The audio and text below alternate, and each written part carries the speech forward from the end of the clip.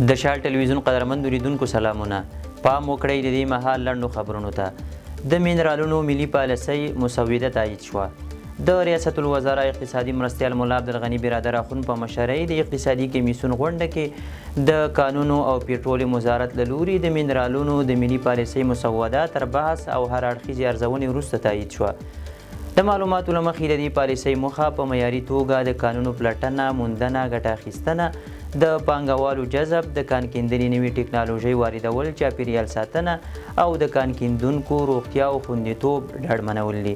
همداراز په یاده پالیسۍ کې په کور دننه د کاني توکو چاڼ ته زمینه برابرول او د کانونو سکتور لپاره د متخصصو او تخنیکي بشري سرچینو روزل او د ظرفیت لوړول هم شامل دي. متقاعدینو ته د تقاعد د ورکړې لړۍ بیرته پیل شوه. د مالیې وزارت مسؤلین وایي چې د تعلیم مشرتابه د فرمان له مخې ټول هیواد کې د ملکي او نظامي متقاعدینو د حقونو ورکړې پروسه بیا پیلیږي. د مالیې وزارت د متقاعدینو عمومي رئیس کابل کې یوې خبري ناستې ته ویلي چې دوی متقاعدین په 15 برخو ویشلي او اوس مهال هغه متقاعدینو ته حقوق ورکول کیږي چې اداري چارې بشپړې شوي دي. د مسؤلینو په وینا د متقاعدینو د اسنادو ثبت په موخه ځانګړې محکمه جوړه شوې وه او له دوی غوښتل شوي وو چې له اړوندو اسنادو سره مراجعه وکړي او د خپلو اسنادو تاییدي واخلي. تر دې وړاندې متقاعدینو څو ځل د خپلو حقونو ترلاسه کولو په موخه اعتراضیه غونډې هم کړې وې. د بهرنیو اسعارو پر وړاندې د افغانۍ ارزښت 21 سلنه لوړ شوی دی. د افغانستان بانک ویان حسیب الله نوري وایي چې په تیرو 4 کلونو کې د افغانیو ارزښت د بهرنیو اسعارو پر وړاندې 21 سلنه لوړ شوی دی. هغه ویلي چې د اقتصادي د ثبات د پیاوړتیا لپاره هڅې روانې دي چې پکې د افغانیو ارزښت پیاوړی کول، د بانکدارۍ سکتور پراخول او مالي تمویلات شامل دي. د نوموړي په وینا دوی توانیدلي چې د مناسبو پولي سیاستونو په تطبیق سره د افغانیو ارزښت خوندي کړي او د اسعارو په بازار کې د شدیدو بدلونونو مخه ونیسي. نوموړي همداراز ویلي د افغانستان بانک اداره له 200 نړیوالو بانکونو سره په تماس کې ده او هڅه کوي چې د بانکدارۍ په برخه کې نړیوال تعاملات نور هم پراخ کړي تر څو سوداګر وکولی شي نړیوال مالي انتقالات په اسانه توګه ترسره کړي. بیلاروس زندانونو کې د افغان زندانیانو د وضعیت ارزونې په موخه یو افغان پلاوی ورغلی دی.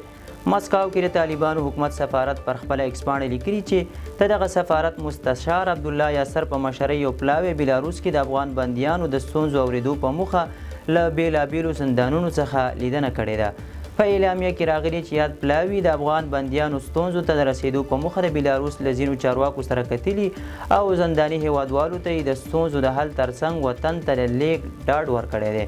تر اوسه دا نه په ډاګه شوي چې د بیلاروس په زندانونو کې څومره افغان وګړي بندیان دي، خو زیات شمېر یې هغه دي چې په غیر قانوني توګه نورو هیوادونو ته د قاچاقي تګ پر مهال نیول شوي دي.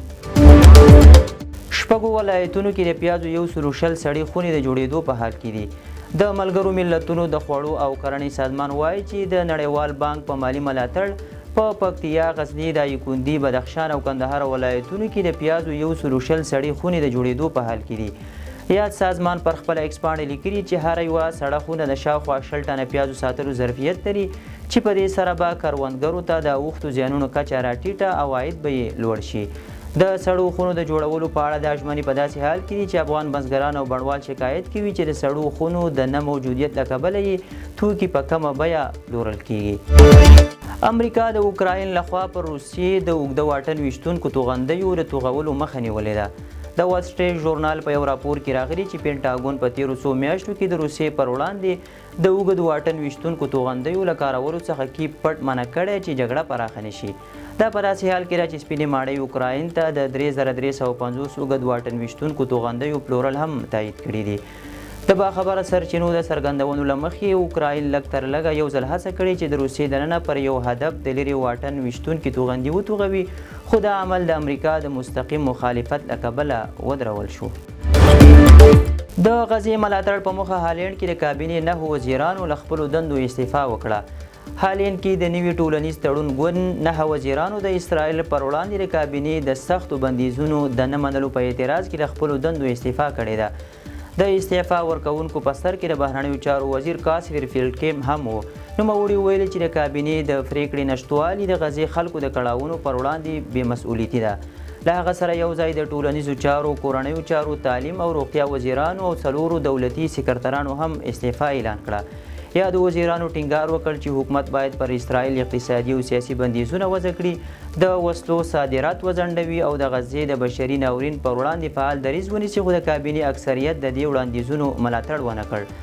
د بشري حقونو ډلو، مدني فعالانو او ځینو اروپایي سیاستوالو د وزیرانو پریکړه اخلاقي او زړوره بللې ده.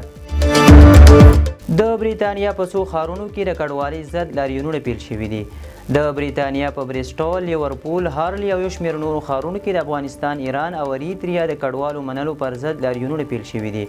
دغه لاریونونه په ځینو ځایونو کې د نژاد پرستۍ ضد او د کډوالو ملاتړو له ډلو سره په نښتو هم بدل شوي دي.